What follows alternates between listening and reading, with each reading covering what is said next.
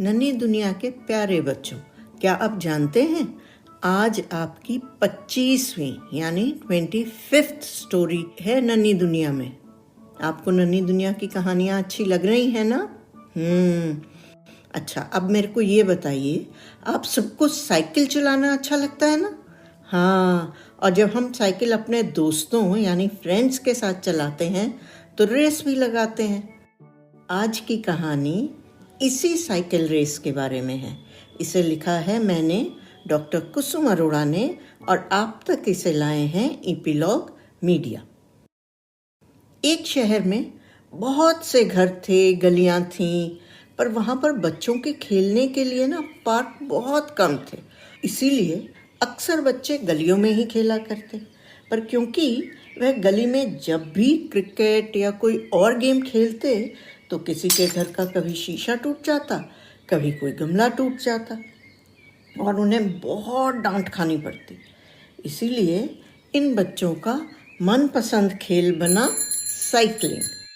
ऐसी ही एक गली थी जिसका नंबर था 7, मतलब गली नंबर 7। इस गली में साइकिल चलाने वाले कुल 6 बच्चे थे।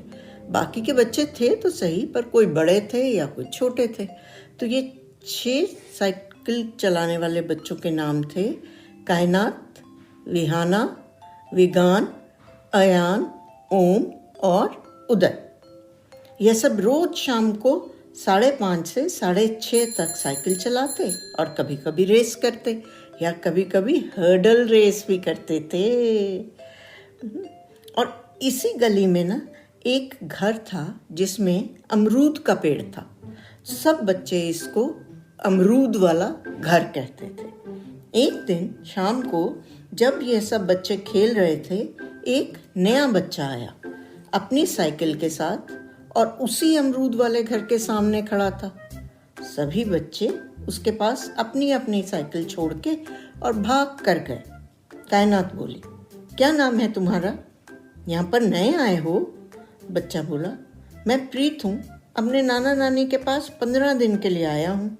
विहाना ने कहा, तुम कितने साल के हो प्रीत? प्रीत बोला, 5 साल का। विगान बोला, तुम लगते तो बड़े हो। ओम बोला, तुम्हारे नाना नानी तुम्हें अमरूद तोड़ने देते हैं? प्रीत बोला, हाँ हाँ, तुम चाहो तो तुम सब भी आ जाओ, हम सब मिलकर अमरूद तोड़ेंगे। और प्रीत मुस्कुरा दिया।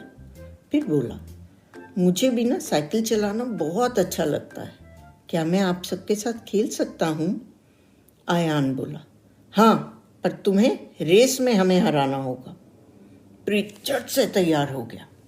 अब 7 बच्चे तो साइकिल एक साथ गली में नहीं चला सकते थे ना, इसीलिए 3-3 के गुट में यानी ग्रुप में साइकिल रेस शुरू हुई। पहली बार थी कायनात, विहाना, विगान और प्रीत। अब मुकाबला तो प्रीत को करना ही था। सब तैयार हुए और विगान ने अपने दोस्तों को अलग एक ग्रुप में बुलाकर कुछ चुपके से कहा। प्रीत हैरान था।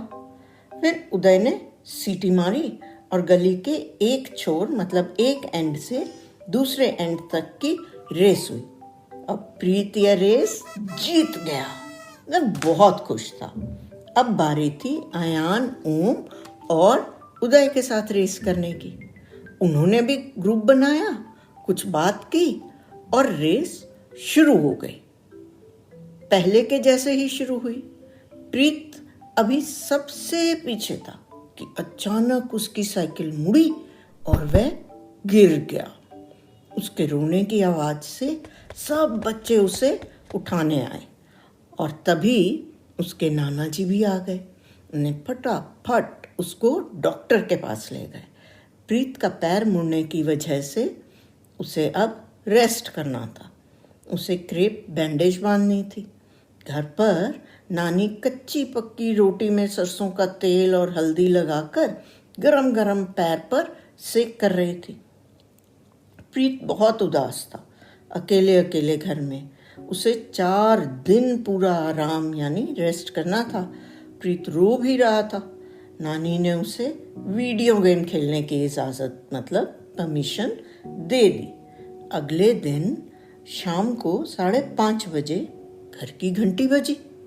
नानी ने देखा 6 बच्चे खड़े थे, कुछ कुछ हाथ में लिए। वह प्रीत से मिलने आए थे। नानी ने बच्चों को अंदर बुलाया। प्रीत बहुत खुश हुआ।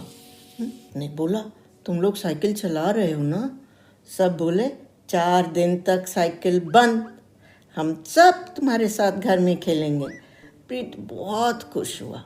उदय अपने साथ लूडो लाया था। सब बच्चे खूब मस्ती करने लगे।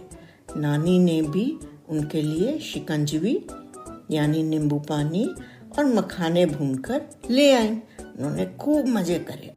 उन्होंने कहा, हमारी तो पिकनिक हो गई। नाना नानी भी बहुत खुश थे। जब सब बच्चे जाने लगे तो प्रीत ने पूछा, मैं तुम लोगों से कुछ पूछना चाहता हूँ। हम लोग बोले, पूछो पूछो। वो बोले, तुम लोग ग्रुप बनाकर क्या बात कर रहे थे? बच्चों ने एक दूसरे को देखा तो पहले विगान बोला, मेरे ग्रुप में हमने डिसाइड किया था कि हम तुमको जीतने देंगे क्योंकि तुम बहुत अच्छे बच्चे हो। तभी ओम बोला, हमने सोचा था कि पहले हम तुम्हें पीछे छोड़ देंगे, फिर तुम्हें आगे जाने देंगे ताकि तुम जीत जाओ, पर तुम तो पहले ही गिर गए। प्रीत उठा और सब बच्चों को बारी बारी से गले लगाया और सब बच्चे एक दूसरे के हमेशा के लिए दोस्त बन गए। बच्चों, जानते हैं, असली रेस सिर्फ जीतने की नहीं होती, बल्कि सबको साथ लेकर और प्यार से रहने की है। सारे बच्चे हमेशा के लिए पक्के दोस्त बन गए और हमेशा मुश्किल में एक दूसरे के साथ रहे। अब बच्चों, आप भी हमेशा अपने दोस्तों के साथ अपनी दोस्ती अच्छे से निभाना। नन्ही दुनिया में कहानी सुनने के लिए धन्यवाद। प्लीज अपने कमेंट्स हमसे जरूर शेयर करें, हमें इंतजार रहता है। यदि आप एप्पल पॉडकास्ट यूज करते हैं तो हमें रेट करना ना भूलें और आप इपीलॉग मीडिया की वेबसाइट पर भी नन्ही दुनिया सब्सक्राइब कर सकते हैं या अपने मनपसंद किसी भी पॉडकास्ट प्लेटफॉर्म जैसे स्पॉटिफाई, गाना, जियो सावन, एप्पल पॉडकास्ट वगैरह। अपनी सब्सक्रिप्शन जरूर कंटिन्यू रखें ताकि आपको नोटिफिकेशंस मिलती रहें। मैं आपसे फिर मिलूंगी एक नई कहानी के संग आपकी अपनी नन्ही दुनिया में। तब तक खुश रहें, स्वस्थ रहें।